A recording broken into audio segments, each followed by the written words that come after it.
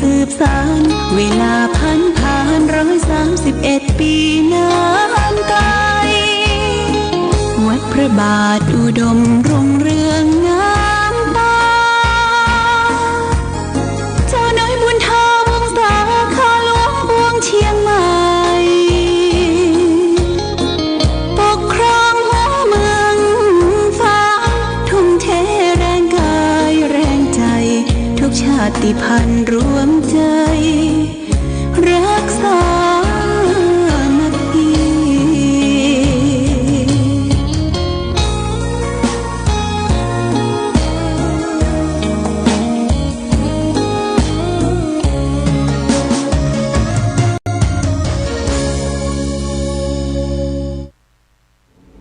เจริญสุขศรัทธาสาธุชนญาติโยมท่านพุทธบริษัทตั้งหลายวันนี้รายการธรรมประทีปส่องต่างก็ได้มาพบปะกับพ่อแม่พี่น้องศรัทธาสาธุชนญาติโยมแห่งครั้งหนึ่งวันนี้เป็นวันอังคารที่21เดือนตุลาคมพุทธศักราช2568ซึ่งตรงกับเดือน11ใต้เดือนเกี่ยงเหนือแรม14ค่ำปีมะเสงงูเล็กวันนี้เป็นวันเดือนดับเนอะญาติโยมเป็นวันเดือนเกี่ยงดับวันพรุ่งนี้ก็จะเป็นเดือนยี่ออก1ค่ำละเดือนยี่ก็ไปตรงกับเดือน12ใต้วันพรุ่งนี้วันนี้อากาศท้องถิ่นก็รู้สึกความเหน็บความหนาวเข้ามาจะมาเยือนกลิ่นไอของความหนาวเข้ามาเยือนฟ้าฝนนั้นคงจะเลือนลางจางหายปลายฝนหน้าหนาวอันนี้เกิดขึ้นกับท้องถิ่นของเราฤดูฝนผ่านพ้นไปช่วงเข้าพรรษาออกพรรษามาแล้วก็เราได้ร่วมกันประพฤติปฏิบัติธรรมไปวัดไปวาจำศีลภาวนาฟังเทศน์ฟังธรรมในช่วงนี้เป็นช่วงกาลตานนั่นก็คือช่วงการทอดกฐินทอดกฐินหลังจากที่ต่างอำเภอฝางอำเภอแม่อายอำเภอชัยปราการได้หลู่ได้ตาลเข้าสลากกพัดแล้วก็ปล่อยเตียนปล่อยเดือน11ผ่านพ้นไปทุกวัดนะอำเภอฝางแม่อายชัยปราการเนี่ยเปิ้นจะทำกันทุกวัดในช่วงนี้ก็จะเป็นช่วงการทอดกฐินวัดนั้นวัดนี้ไปถึงเดือนยี่เพ็งการทอดกฐินได้ไปถึงเดือนยี่เพ็งออกพรรษาแรม1ค่ำเดือน11เสร็จธุระภวษาไปถึงเดือนยี่เพ็งแล้วก็ช่วงนี้วันที่21เนี่ยเปิ้นก็บอกว่ามีการเทศกาลกินเจเทศกาลกินเจทางเทศบาลตำบลเวียงฝางก็กระเปิ้นกัดติดประกาศป้ายกินเจตั้งแต่วันที่21นี้เป็นต้นไปดูเหมือนจะอยู่ในช่วงของ5วัน7วันเนี่ยเป็นเทศกาลกินเจหลายที่ในประเทศไทยเนี่ยนะเปิ้นก็กินเจกันคำว่ากินเจเนี่ยคือเว้นจากการบริโภคอาหารที่เป็นเนื้อมังสวิรัติมากินผักกินไม้ร่างกาย มันเบามันสะดวกสบายครับถ่ายได้ง่ายกินเจอาหารพักเจนี่นะก็เริ่มตั้งแต่วันนี้นะญาติโยมเริ่มตั้งแต่วันนี้เป็นต้นไปหลายที่หลายต่างหลายจังหวัดก็มีการประกาศร่วมกันกินเจกัน วันนี้ได้มามาพบศรัทธาญาติโยมท่านสาธุชนทั้งหลายก็จะเอาสารธรรมะนำมาฝากคือแก่ศรัทธาญาติโยมวันนี้เอาเรื่องว่าวายามกถาวายามกถาว่าด้วยคุณค่าของความพยายามคาถานี้พระพุทธเจ้าตรัสไว้ในพระไตรปิฎกได้จารึกไว้ในพระไตรปิฎกเล่มที่28หน้า1131คุตตกนิกายชาตกนิบาตตรัสว่านิสัมมะวัตตังโรกัสสะวายามัสสะจะเทวะเตตัสสมามัชเชสมุทธัสสมิงอปัสสันติระมายุเหแปลว่าแม่เทพธิดา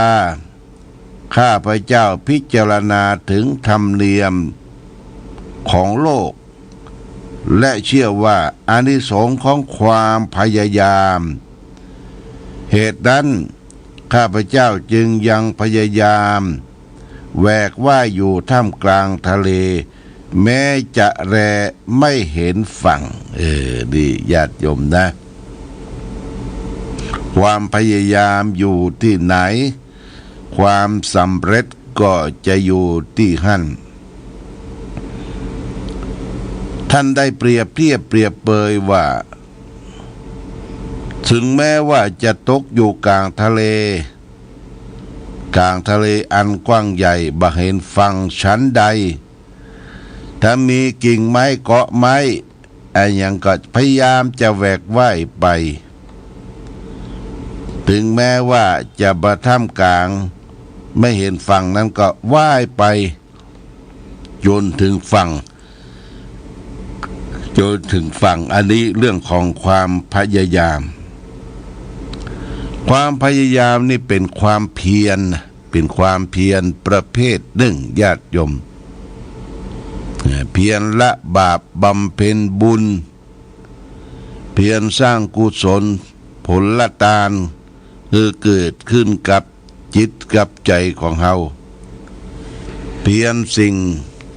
ประกอบสิ่งที่เป็นทำงานที่ปราศจากโทษเพื่อสร้างฐานะสร้างตนสร้างตัวสร้างครอบสร้างครัวความพยายามมีที่ไหนความสำเร็จก็จะอยู่ที่นั่นแต่ว่ามีคุณธรรมบทหนึ่งที่สำคัญที่มาเสริมสร้างความสำเร็จคือคุณเครื่องให้เกิดความสำเร็จ4อย่างแล้วว่าอิทธิบาท4นั่นก็คือฉันทะวิริยะจิตตะวิมังสาสันทะแปลว่าความพอใจญาติโยมเฮาใจเนี่ยอย่างนี้จะต้องมีความพอใจในสิ่งนั้นก่อนเดี๋ยวว่าถ้าการศึกษาการร่ำเรียนของลูกหลานเยาวชนเปิ้นก็จะมองเส้นทางว่าเด็กคนนี้หญิงคนนี้มันมีเส้นทางสมองไปในทางทิศใดก็จะมีฉันทะในสิ่งนั้นส่งเสริมในสิ่งนั้นไม่ใช่บังคับมือเขาไปที่เขาบ่ชอบที่เขาบ่มีความมุ่งมั่นนะคือฝึกหัดให้เขาเดินทางในสิ่งที่ตนชอบ บางคนก็ชอบเป็นพยาบาลบางคนก็ชอบเป็นตำรวจเป็นทหารบางคนก็อยากจะทำการทำงานบางคนก็พ่อแม่ส่งให้ไปห้ามเรียนศึกษาบ่เอาแต่ทำงานบ้านดีเนอะทำงานบ้านดีทำไร่ทำนาอยู่กับพ่อกับแม่เนี่ยเรียกว่าฉันทะความพอใจในสิ่งที่ตนทำให้ประสบความสำเร็จธรรมะตัวที่สองที่เสริมเข้ามาวิริยะนี่คือความภาคเพียรที่จะต้องทำจุดนั้นสิ่งนั้นให้สำเร็จผ่านไปโดยความพยายามเพียรทำไปวิริยะนี่นะธรรมะข้อที่สี่ข้อที่สามคือจิตตะเอาใจฟักใฝ่เมื่อทำการทำงานลงไปศึกษาเรื่องนี้เอาใจฟักใฝ่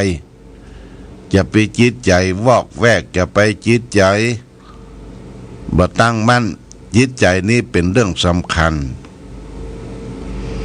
สุดท้ายก็มาถึงวิมังสา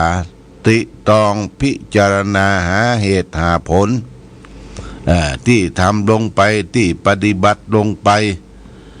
มันได้มรรคได้ผลเป็นประการใดอันนี้ก็คือเรื่องของคุณเครื่องที่ทำให้เกิดความสำเร็จบอกว่าทั้งทางโลกและทางธรรมจะต้องมีฉันทะเป็นเครื่องนำคือความพอใจก่อนไม่ใช่ข่มให้ทำสิ่งที่บ่พอใจเมื่อมีฉันทะแล้วก็มีวิริยะความภาคเพียรทำลงไปเมื่อมีวิริยะแล้วก็เอาจิต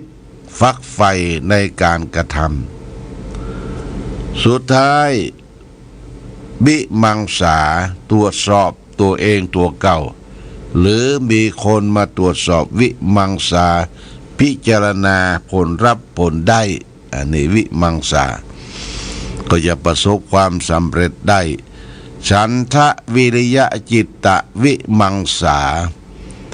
เป็นธรรมให้เกิดความสำเร็จในการดำเนินชีวิตของแต่ละท่านแต่ละคนชีวิตของคนเราเกิดมาเขาก็จะต้องนำพาธรรมะมาประพฤติปฏิบัติธรรมะเป็นสิ่งที่ถูกต้องกิเลสเป็นสิ่งที่ถูกใจเมื่อทำสิ่งที่ถูกต้องเนี่ยเช่นมีความสัตย์มีความซื่อมีความตรงนี่เป็นธรรมะเป็นสิ่งที่ถูกต้องกิเลสที่เป็นความโลภความโกรธความหลงเนี่ยเป็นสิ่งที่ถูกใจถูกต้องกับถูกใจนี่บ่เหมือนกันญาติโยมเพราะฉะนั้นก็ทำที่สิ่งที่มันเป็นถูกต้องทั้งตนเองทำและทั้งที่อยู่กับชุมชนคนอื่นบ่เดือดร้อนตนเองและคนอื่นนี่คือธรรมะคือสิ่งที่ถูกต้ององค์สมเด็จพระสัมมาสัมพุทธเจ้าของเราพระองค์ได้ทรงค้นพบสัจธรรมธรรมะที่ได้นำมาเผยแผ่เป็นศาสดาของเราชาวพุทธทั้งหลายมีลักษณะใหญ่3ประการธรรมะที่ประมวลแล้ว1สัพพปาปัสสะอาการนังคือการไม่กระทำบาปทั้งปวง2กุศลสูปสัมปทามันทำกุศลคือคุณงามความดีให้ถึงพร้อม3สจิตตปริโยทปนังมันชำระจิตใจของตนเองให้ขาวให้สะอาดเอตังพุทธานะศาสนังทำ3อย่างนี้ เป็นคำสั่งสอนของพระพุทธเจ้าทั้งหลายญาติโยมนะสรุปแล้วให้เราเว้นชั่วทำดีและก็ทำจิตใจของตนเองให้สงบเว้นชั่วทำดีทำจิตใจของตนเองให้สงบนี่เป็นหลักธรรมใหญ่ของพระสัมมาสัมพุทธเจ้าที่เราจะน้อมนำมาใช้ในชีวิตประจำวันเป็นสิ่งที่ถูกต้องมั่นคงอบอุ่นอยู่ในจิตในใจของเราขอฝากหลักธรรมะความเพียรพยายามฝากไว้เป็นข้อคิดแก่ญาติโยมท่านสาธุชนทั้งหลายเมื่อมีอุปสรรคที่เราได้ประสบพบปะอุปสรรคนั้นมันสามารถที่แก้ไขด้วยสติปัญญาด้วยความเพียรพยายามจะไปท้อแท้จะไปทิ้งขว้างกลางทางเนี่ยเราต้องเดินไปถึงจุดหมายเป้าหมายสูงสุดที่เราต้องการและปรารถนาอุปสรรคเปิ้นว่าเมื่อได้พบล้มแล้วลุกขึ้นต่อสู้ต่อไปทุกคนเกิดมาจะต้องมีอุปสรรคมีอย่างมากีดมากั้นในจิตในใจในตนในตัวของเฮาแต่เราก็ต้องแก้ไขกันไปหาต้นหาเหตุหาปัจจัยที่เกิดจากปัญหาต่างๆนี่ญาติโยมท่านสาธุชนทั้งหลายก็คงจะได้ร่วมกันประพฤติปฏิบัติแก้ไขในชีวิตของตนเองที่มีอยู่นี่ฝากไว้วันนี้ได้ได้จาได้มาทักทาปราศัยกับศรัทธาญาติโยมท่านสาธุชนวันนี้ก็มีกินมีตานมีงานสลากอยู่เนอะสลากใกล้ๆสาขาของวัดพระพุทธบาทอุดมนี่ก็คือวัดเจดีย์อุดมศิลป์เวียงสุโธเนี่ยนะก็สัก10 โมงจะได้ไปร่วมฉันภัตตาหารแล้วก็รับต้นสลากกพัดที่วัดเจดีย์อุดมศิลป์ตำบลเวียงเนี่ยใกล้ๆบนเวียงสุโธแล้วก็รอบๆนั้นก็เป็นอาคารส่วนราชการเชิญชวนพี่น้องญาติโยมท่านสาธุชนได้ไปร่วมบุญร่วมกุศลด้วยกันสลากตกค้างเก็บจะหมดจะสิ้นละดูเหมือนจะเป็นวัดสุดท้ายวัดน้องวัดสุดท้ายคือวัดเจดีย์อุดมศิลป์นี่ฝากไว้เอาไปร่วมบุญร่วมกุศลด้วยกันวันนี้รายการธรรมะประทีปส่องต่างได้มาพบวันนี้เป็นวันพระวันศีลเดือนเกียงดับละญาติโยมเดือนเกียงดับละและวันพรุ่งนี้ก็จะเป็นเดือนยี่ออก1 ค่ำเดือนยี่ตรงกับเดือน12 ไตเดือน12น้ำนองตะลิ่งพวกเราชายหญิงวิ่งกันไปลอยกระทงเดือน12 เพ็งเดือน12 เพ็งเดือนยี่เพ็งเนี่ยจะเป็นการลอยกระทงแล้วก็แห่ต้นโคมไฟประเพณีต้อนรับเดือนยี่เพ็งญาติโยมร่วมบุญร่วมกุศลด้วยกันและก็เป็นวันสุดท้ายของการทอดกฐินตึกวันเดือนยี่เพ็งตึกหันเนาะนี่ก็จาสนทนาพาทีฝากข้อคิดหรือแก่ศรัทธาญาติโยมได้ร่วมกันประพฤติปฏิบัติเป็นวาระโอกาสต่อไปวันนี้รายการธรรมะประทีปส่องต่างได้มาพบกับญาติโยมท่านสาธุชนทั้งหลายก็พอสมควรแก่กาลเวลาขออำลาพาจากญาติโยมท่านสาธุชนไปก่อนรายการธรรมะประทีปส่องต่างต้องขอลาก่อนขอผู้ฟังจงตั้งมั่นจิตหันษา